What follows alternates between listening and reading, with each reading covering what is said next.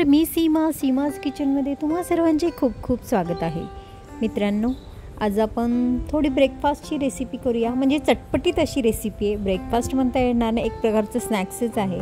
कारण माझ्याकडे मी पावभाजी केली होती आणि त्याचे थोडेसे पाव शिल्लक राहिले होते. मग आता हे पाव असेच खाण्यासारखे कसे बनवता येतील, त्यासाठीच आजची ही स्पेशल रेसिपी.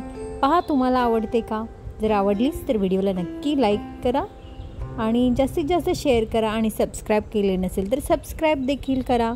चला तर मग आपण आपल्या रेसिपीला सुरुवात करूया. इथे पॅन घेतलेला आहे. पॅनमध्ये मी 1 टेबलस्पून तेल घालून घेतलेलं आहे. या तेलामध्ये मी बारीक चिरून लसूण आणि अद्रक दोन्ही एकदम बारीक चिरून घेतलेलं आहे. ते या तेलामध्ये चांगलं थोडंसं मस्त सुगंध येईपर्यंत परतवून घेऊया. चटपटीत असं बनवायचं आहे आणि टेस्टीसुद्धा लागलं पाहिजे. त्यासाठी आपण इथे थोडंसं याला चायनीजचा टच देणार आहोत. त्यासाठी इथे मी अद्रक आणि लसूणचा वापर केलेला आहे. हे चांगलं लसूण आणि अद्रक चांगलं मस्त गोल्डन कलर येईपर्यंत भाजल्यानंतर याच्यामध्ये आपण थोडंसं बटर घालून घेतलेलं आहे. ते सुद्धा छान विरघळवून घ्यायचं आहे आणि त्यामध्येच आपण एक मध्यम आकाराचा बारीक चिरलेला कांदा घालून घ्यायचा आहे. कांदा देखील मस्त या लसूण आणि अद्रकसोबत भाजून घ्यायचा आहे. मी बटर एवढ्यासाठी नंतर घातलेलं आहे, कारण सुरुवातीला जर घातलं तर बटर जळण्याचे चान्सेस असतात आणि बटरचा स्मेल घाणेरडा येतो जर ते जळालं तर. त्यासाठी मी थोडंसं तेल तापल्यानंतर आणि लसूण आणि अद्रक घातल्यानंतर बटर वापरलेलं आहे.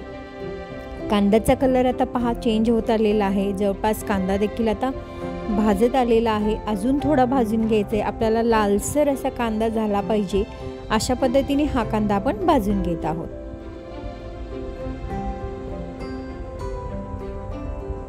गॅसची आज मी मध्यमच ठेवलेली आहे आणि मध्यम गॅसवरच आपल्याला हे कांदा चांगल्या पद्धतीने परतवून घ्यायचे.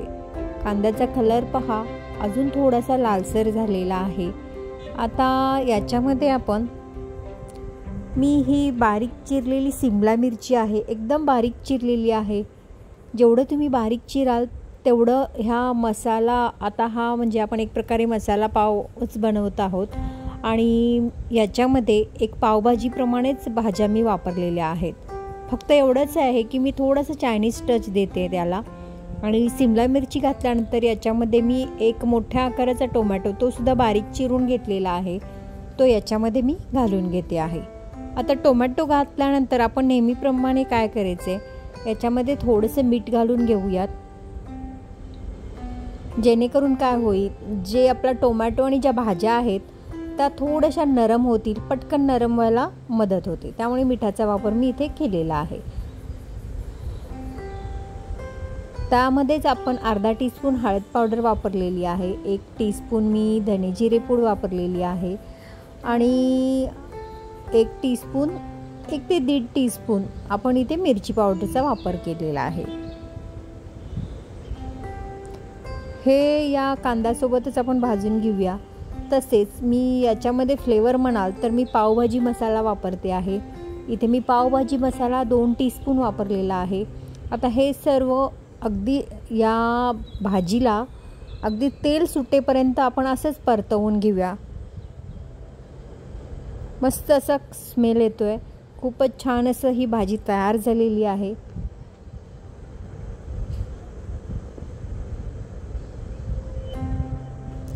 थोडंसं आपण चमच्याच्या साहाय्याने याला प्रेस करत राहूया. म्हणजे काय होईल, जी भाजी थोडीशी मोठी जी राहिलेली आहे ती पटकन शिजली पण जाईल. शिवाय स्मॅश आपल्याला या पावामध्ये ही भाजी भरायची आहे, त्यामुळे ती अगदी छान नरम होईल.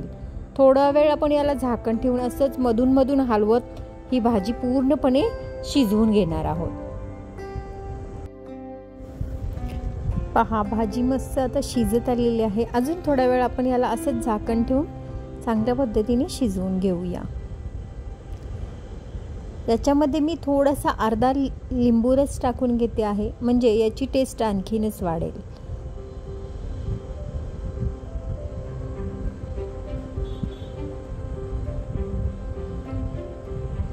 आता आपली भाजी तयार झालेली आहे. याच्यावरती आपण बारीक चिरलेली कोथिंबीर घालून घेतलेली आहे. आता ही थोडा वेळ अशीच झाकून ठेवूया. मस्त अशी भाजी तयार आहे. आता जे पाव आहेत ते आपण मधून बारीक कट करून घेऊयात. पहा, अशा पद्धतीने मी दोन्ही पाव मधून असे 2 भागामध्ये कट करून घेतलेले आहेत. आता इथे मी एक दुसरा पॅन घेतलेला आहे. या पॅनमध्ये सुरुवातीला आपण थोडेसे बटर घालून घेऊयात आणि जे आपण पाव आता 2 भागामध्ये कट करून घेतलेले आहेत ते पाव आपण यामध्ये चांगले थोडे शेकून घेऊयात.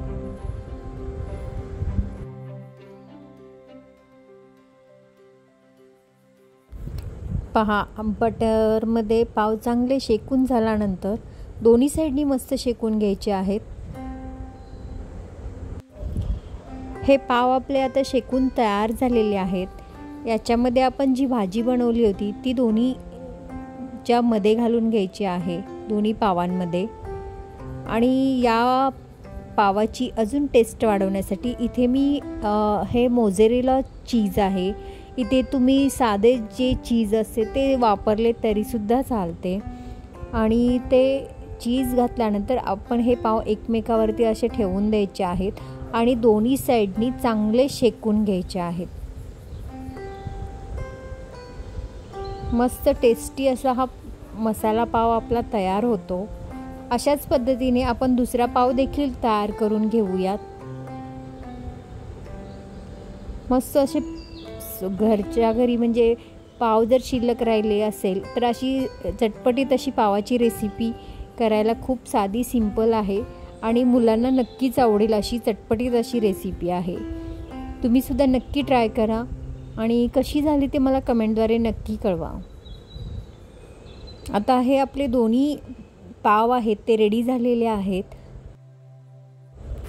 आता हे पाव आपण एका प्लेटमध्ये काढून घेऊयात. मस्त दोन्ही साईडनी बटर टाकून हे चांगले भाजून घेतलेले आहेत. अजून भाजून घेऊया म्हणजे खूपच छान असे टेस्टी मसाला पाव आपला तयार होईल. पहा, आता मी एका प्लेटमध्ये हे काढून घेतलेलं आहे आणि याच्यावरती अजून थोडंसं मी चीज किसून घेते आहे. आणि पाव गरम असल्यामुळे हे चीज पटकन मेल्ट होते. आणि वरून थोडीशी मी बारीक शेव टाकून घेणार आहे.